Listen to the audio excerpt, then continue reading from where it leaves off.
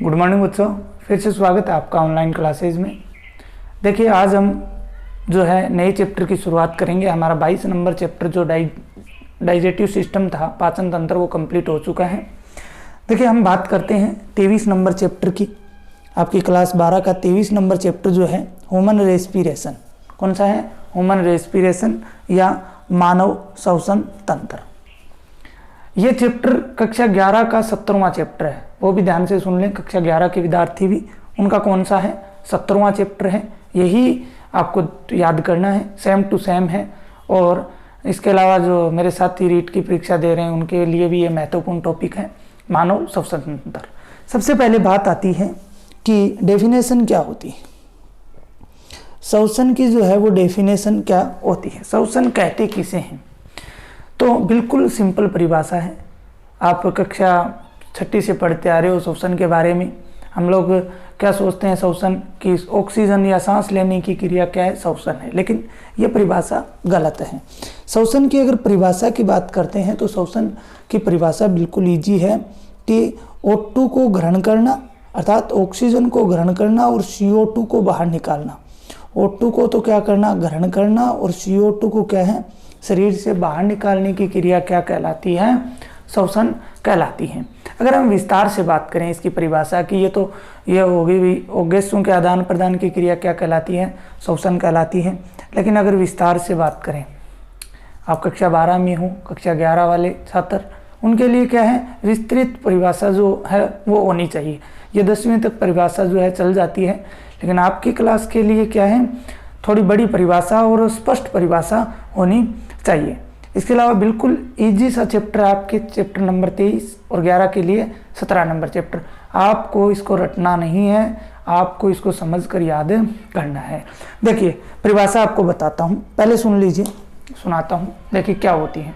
हम भोजन करते हैं, क्या करते हैं? भोजन। भोजन के अंदर पता है ग्लूकोज ग्रहण करते हैं। क्या ग्रहण करते हैं? ग्लूकोज ग्रहण करते हैं। और ये हमें पेड़ पौधों से प्राप्त होता है, सीधी सी बात है। फोटोसिंथेसिस के अंदर हमने पढ़ा है पूरा कि ग्लूकोज का निर्माण किस प्रकार से होता है। वो सभी हम चक्कर हैं, C3 C4, वो भी हमने पढ़ लिए थे। ठीक है। ग्लूकोज जो है ये ऑक्सीजन ग्रहण करके, किसको ग्रहण करके? ऑक्सीजन को ग्रहण करेगा। और ग्रहण करके इसके जो ग्रहण करके ये क्या बनाता है?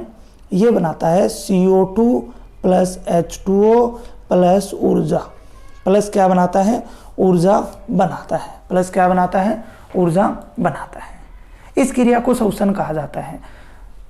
सजीवों द्वारा भोजन ऑक्सीजन के उपयोग से विघटित होकर या ऑक्सीकरण होकर, भोज्य पदार्थों का ऑक्सीकरण होकर कार्बन डाइऑक्साइड, जल और ऊर्जा बनती है। इस पूरी प्रक्रिया को क्या कहा जाता है? श्वसन कहा जाता है।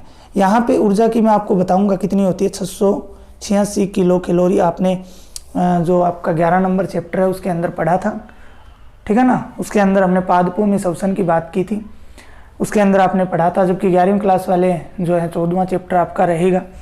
ये तो हो गई परिभाषा। अब देखिए श्वसन की जो प्रक्रिया होती है वो एक जैव रासायनिक क्रिया होती है, न कि रासायनिक। ध्यान रखना क्या होती है? जैव रासायनिक क्रिया जो है वो होती है। जैव रासायनिक क्रिया ये क्यों होती है? क्योंकि इसमें ग्लूकोज है, उसका ऑक्सीकरण हो रहा है, साथ में कार्बन डाइऑक्साइड, जल और ऊर्जा प्राप्त हो रही है। इसलिए जीव विज्ञान और रसायन विज्ञान का मिक्स रूप है। ठीक है। जीव विज्ञान और रसायन विज्ञान का क्या मिक्स रूप? जीव के अंदर होने वाली क्रिया। ठीक है। तो इसलिए इसको जैव रासायनिक क्रिया हमने बोल दिया।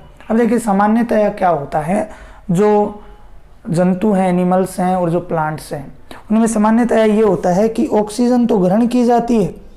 ऑक्सीजन को क्या किया जाता है? ग्रहण किया जाता है। और आपको बता देता हूँ CO2 को क्या किया जाता है? शरीर से बाहर निकाला जाता है। CO2 को क्या किया जाता है? शरीर से बाहर निकाला जाता है।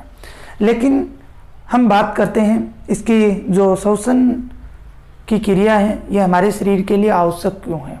क्योंकि आवश्यक इसलिए है, श्वसन के फलस्वरूप क्या बनती है? ऊर्जा बनती है। और वो ऊर्जा होती है ATP के रूप में। ATP का पूरा नाम आप सभी जानते हो, एडिनोसिन ट्राइफॉस्फेट। क्या होता है पूरा नाम? Adenosine triphosphate. ठीक है। एडिनोसिन ट्राइफॉस्फेट जो है इसका पूरा नाम जो है वो होता है। ये ऊर्जा जो होती है हमारे शरीर में उपस्थित विभिन्न कोशिकाएं, क्योंकि कोशिका को संरचनात्मक व क्रियात्मक इकाई कहा जाता है, तो ये कोशिकाएं क्या करती हैं, विभिन्न कार्य करती हैं, और उन विभिन्न कार्यों के संपन्न के लिए इस ऊर्जा एटीपी की आवश्यकता होती है, इस एटीपी ऊर्जा की आवश्यकता होती है। ठीक है, तो जो माइटोकॉन्ड्रिया के अंदर बनती है, सूत्रकणिका जो होती है ना, हमने पढ़ा भी था, ठीक है ना, माइटोकॉन्ड्रिया के अंदर ये क्रिया जो है वो होती है। इसके अलावा बात करते हैं इसकी ऑक्सीशोषण की एक रासायनिक समीकरण की बात करते हैं। आपको पहले मैंने बता चुका हूँ, फिर से सुन लीजिए। जैसे ग्लूकोज C6H12O6, ठीक है, ये ऑक्सीजन के साथ मिलेगा, ठीक है ना, ऑक्सीजन के 6 अणु होते हैं इसमें, और ये 6 अणु तो कार्बन डाइऑक्साइड के बनाएगा। एक ग्लूकोज का अणु, कितने, एक ग्लूकोज का अणु, ठीक है, 6 ऑक्सीजन के अणुओं के साथ मिलकर 6 कार्बन डाइऑक्साइड, 6 H2O, और साथ में 686 किलो कैलोरी ऊर्जा जो है वो मुक्त होती है एक ग्लूकोज के विघटन की क्रिया द्वारा। ये हमने पादपों के अंदर पढ़ लिया था, पढ़ भी रहे हैं, साथ में हमारा चैप्टर जो है कक्षा रूम में चल रहा है। ठीक है, अभी इसीलिए मैंने ये शुरू कर दिया तुरंत, क्योंकि आपको ज़्यादा समझ में आएगा। साथ में हम क्लासरूम में भी पढ़ रहे हैं पादप वाला, और यहाँ पर भी इसको आसानी से पढ़ेंगे। इसके बाद में देखिए हम बात करेंगे आगे का जो हमारा टॉपिक रहेगा वो ये रहेगा types of respiration. Types of respiration, types of respiration. देखिए श्वसन के प्रकारों की बातें करते हैं प्यारे बच्चों। श्वसन जो है वो मुख्य रूप से 2 प्रकार का होता है। कितने प्रकार का होता है? 2 प्रकार का होता है। देखिए कौन कौन से दोनों प्रकारों के मैं नाम लिखता हूँ। एक तो होता है बाह्य श्वसन, एक तो होता है बाह्य श्वसन, और एक होता है आंतरिक श्वसन। एक तो होता है बाह्य श्वसन और एक होता है आंतरिक श्वसन। एक बाह्य श्वसन होता है, एक आंतरिक श्वसन होता है। ठीक है, बाह्य श्वसन की अगर बात करें एक्सटर्नल रेस्पिरेशंस, ठीक है, और दूसरा इंटरनल रेस्पिरेशंस हो गया। ठीक है, देखिए बाह्य श्वसन में क्या होगा। बाह्य श्वसन की अगर हम लोग बात करते हैं तो इसमें क्या होगा, इसमें जो जंतु हैं वो क्या करेंगे, जंतु की जो सेल्स हैं, जंतु की क्या है, सेल्स हैं, वो क्या करेंगी, वातावरण से क्या O2 को ग्रहण करेंगे। किसको? वातावरण से ऑक्सीजन को क्या करेंगी, ग्रहण करेंगी, तथा CO2 को क्या करेंगी, बाहर निकालेंगी। वातावरण, कोशिकाएं जो होती हैं शरीर की, वो वातावरण से O2 को तो ग्रहण कर लेंगी, ठीक है, और CO2 को क्या करेंगी, मुक्त करेंगी। इस क्रिया को क्या कहा जाता है, बाह्य श्वसन कहा जाता है, या फिर आप एक्सटर्नल रेस्पिरेशन बोल सकते हो। आंतरिक श्वसन, आंतरिक श्वसन की बात करते हैं तो इसे कोशिकीय श्वसन भी कहा जाता है। इसे क्या कहा जाता है, कोशिकीय श्वसन भी कहा जाता है। कोशिकीय श्वसन की अगर बात करते हैं तो इसमें जो रक्त है तथा ऊतकों के मध्य ऑक्सीजन का उपयोग होता है। ठीक है ना, ऑक्सीजन इसके अंदर क्या होगा, जैसे ही ऑक्सीजन शरीर में जाता है, शरीर में पहुंचने के बाद में क्या होगा, रक्त एवं जो ऊतक हैं, ठीक है ना, उनके मध्य क्या होगा, उनके द्वारा क्या है, ऑक्सीजन, उनके मध्य ऑक्सीजन का उपयोग होगा, और ऑक्सीजन के उपयोग से CO2 मुक्त होगी, साथ में जल बनेगा और साथ में ऊर्जा बनेगी, और ऊर्जा जो है वो ATP के रूप में बनती है। इस पूरी प्रोसेस को क्या कहा जाता है, श्वसन आंतरिक श्वसन या कोशिकीय श्वसन कहा जाता है। लेकिन उससे पहले देखिए बाह्य श्वसन में देखिए आप फिर से, बाह्य श्वसन क्या बताया मैंने, क्या बताया था कि प्राणी की कोशिकाओं द्वारा वातावरण से ऑक्सीजन को ग्रहण करना तथा CO2 को बाहर निकालने से संबंधित क्रियाओं को एक्सटर्नल जो है रेस्पिरेशन कहा जाता है। इस क्रिया में जब हम O2 ग्रहण करते हैं बाहर से, उसको सांस लेना भी बोलते हैं। ध्यान रखना, यहाँ पे नोट में लिख देता हूँ मैं, क्या बोलते हैं, सांस लेना। ठीक है, सांस लेना भी बोला जाता है, जिसे आप लोग ब्रेथिंग बोल सकते हो। इसके अलावा एक होता है स्वातन। एक शब्द क्या होता है, स्वातन। एक शब्द होता है स्वातन। स्वातन को बोलते हैं वेंटिलाइजेशन। इंग्लिश में क्या बोलते हैं, वेंटिलाइजेशन। ठीक है, तो ये क्या होता है, जो हम सांस लेते हैं CO2 व O2 का विनिमय करते हैं, इसलिए बाह्य श्वसन को क्या बोलते हैं, सांस लेना या फिर जो श्वासन है वो भी बोला जाता है। ठीक है, और ये बाह्य श्वसन की क्रिया है, इसमें एक बात और याद रखना, ये भौतिक क्रिया होती है। कैसी क्रिया होती है, भौतिक क्रिया होती है। ठीक है, इसके बाद में देखिए आंतरिक श्वसन की बात कर ली कि जैसे ही ऑक्सीजन कोशिका के अंदर पहुंचती है, किसमें पहुंचती है, कोशिका के अंदर, तो कोशिका या शरीर में पहुंचने के बाद रक्त और ऊतकों के मध्य ऑक्सीजन का उपयोग होता है। किसका, रक्त और ऊतक जो होते हैं वो इस O2 का क्या करते हैं, उपयोग करते हैं। जैसे मैंने यहाँ पे आपको लिखवाया था, ये O2 का इस भोजन द्वारा उपयोग हो रहा है, इसका विघटन होगा।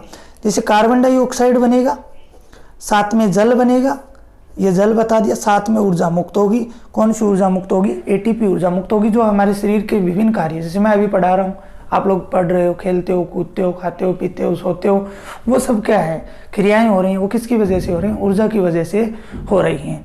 ठीक है, ये आंतरिक श्वसन या कोशिकीय श्वसन है, ये फिर से 2 प्रकार का होता है। इसके 2 टाइप्स होते हैं। कितने टाइप्स होते हैं, 2 टाइप्स होते हैं।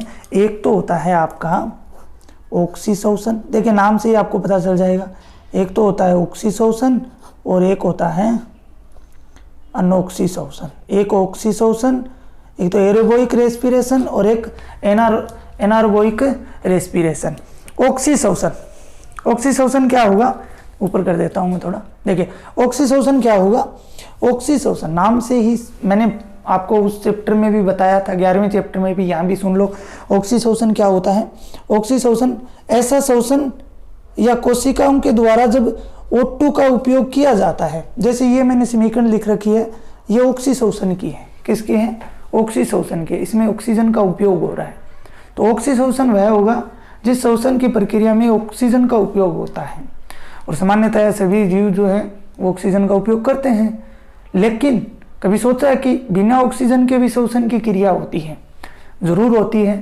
तो अनोक्सी श्वसन, जब बिना ऑक्सीजन अर्थात एब्सेंट, ऑक्सीजन की अनुपस्थिति में जो श्वसन की क्रिया होती है उसको क्या बोला जाता है, अनोक्सी श्वसन जो है वो बोला जाता है। तो प्यारे बच्चों, ये हमने इस चैप्टर की परिभाषा पढ़ी, परिभाषा के बाद में हमने इसके प्रकार पढ़ी, इसके बाद में जो है अब आपका महत्वपूर्ण पार्ट शुरू होगा। उसमें क्या आएगा, श्वसन से संबंधित अंग, श्वसन से संबंधित क्या आएंगे, अंग आएंगे। अंग कौन कौन से हैं, ठीक है, तो अंगों के नाम आपको जो है मैं आगे वाली वीडियो के अंदर बताऊंगा, और हम विस्तार से जो है उनका वर्णन करेंगे। आज के लिए इतना ही, धन्यवाद।